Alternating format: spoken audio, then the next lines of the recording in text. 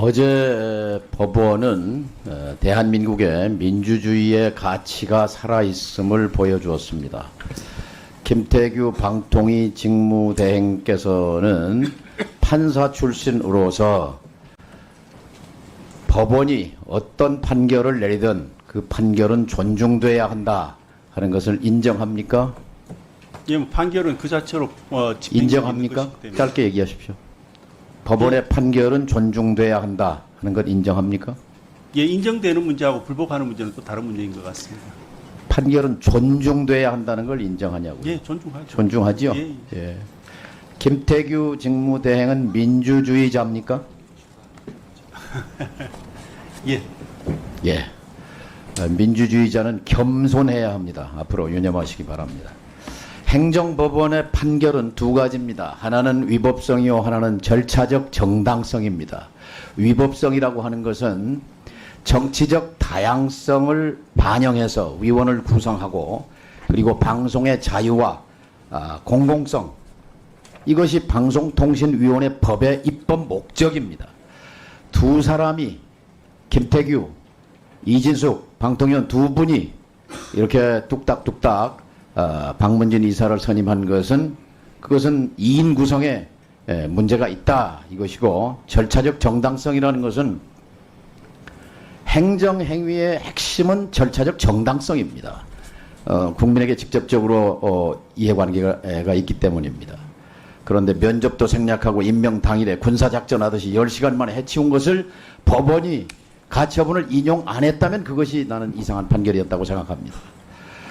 특히 김태규 직무대행은 법률가 출신으로서 그러한 절차적 하자가 막심한 이런 행정행위에 동조하고 협력했다는 데 대해서 심한 유감을 표합니다.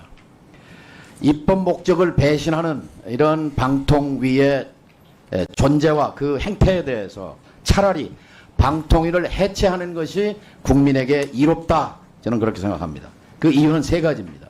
하나, 방송의 자유가 침해당하고 있고 방송 산업의 위기가 닥쳐 있는데 방통위는 무력합니다.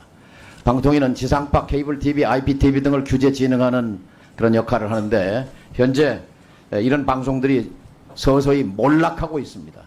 지금 방통위는 어떠한 해법도 제시 못하고 있습니다. 두 번째, 시급한 통신 현안이 많습니다. 단통법 폐지 이후에 지원 방안 등 그 시급한 현안과 관련해서 통신 정책이 실종됐습니다. 통신산업 정책 결정에는 고도의 전문성이 필요합니다. 그런데 판사 출신, 검사 출신이 방송은 물론이고 통신 정책에 전문성이 있다는 증거는 어디에도 없습니다. 차라리 방통위를 해체하는 것이 낫다. 세 번째, 합의제 기구입니다. 근데 합의제 기구의 합의가 사라진 지 오래됐습니다. 합의제의 배경은 바로 정파적 다양성 속에서 공익과 공공성을 구현하라는 것인데 정권의 전리품으로 전락한 방통위를 더 이상 존속할 필요가 없다. 차라리 방통위를 해체하고 미디어 부처에 통폐합하는 것이 낫다고 생각합니다. 현재대로 운영되는 것은 방송의 자유에 대한 침해뿐만 아니라 방송산업, 통신산업계에도 피해를 주고 있다고 생각합니다. 이 같은 관점의 연장에서 2023년도 결산서를 봤습니다. 방통위가 쓴 돈 490억, 그리고 방심위가 쓴 360억을 들여다봤습니다. 저는 과방위의 예산결산 소위원장입니다. 방통위 일반 예산 490억 가운데 2023년 결산입니다. 아마 이걸 기준으로 해서 내년도 예산 편성돼서 아마 다음 주에 정부에서 국회로 이송이 되어 올 텐데, 이 방통위 일반 예산 가운데 공정방송 통신 환경조성 150억, 인건비 230억, 380억을 제외한 본부 운영경비 34억, 이건 전액 삭감해야 한다고 생각합니다. 방송통신위원회가 활동하면 활동할수록 방송의 공익성과 자유가 침해되기 때문입니다. 본부 운영경비 34억을 삭감할 것입니다. 또 방심위 예산 360억 가운데 방송통신발전기금에서 지원받는 360억이죠. 이 가운데 인건비 200억, 공무원들은 임금은 받아야 됩니다. 인건비를 제외한 경상비 51억과 방송심의활동비 79억, 합쳐서 130억. 방송심의위원회가 활동하면 할수록 대한민국의 언론 자유 지수는 침해되고 내려갑니다. 부끄러운 수준에 떨어져 있습니다. 명심하시기 바랍니다. 그리고 입법권과 예산권은 국회에 속합니다. 국회가 입법한 법을 행정부의 수반인 대통령이 21번에 걸쳐서 거부권을 행사했습니다. 입법권을 완전히 짓밟고 무력화시켰습니다. 입법과 행정은 대등한 권력입니다. 그렇다면 입법 목적을 배반한 방통위와 방심위에 대해서 예산을 뒷받침해줘야 할 어떠한 이유도 찾아볼 수 없습니다. 입법부는 당연히 입법부에 주어진 예산심의권과 의결권을 행사해야 합니다. 예산은 국민의 피와 땀의 결과물입니다.